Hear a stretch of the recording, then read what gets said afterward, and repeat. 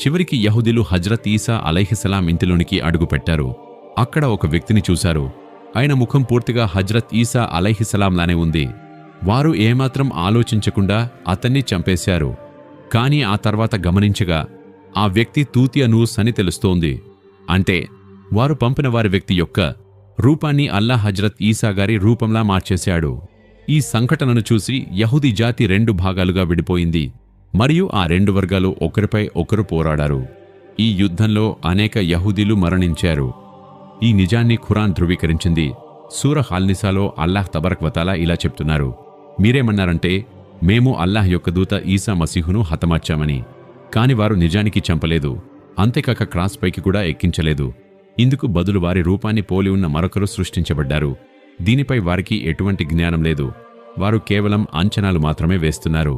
అల్లాహ్ ఆయన్ని తన వైపుకు పిలుచుకున్నాడు. ఆ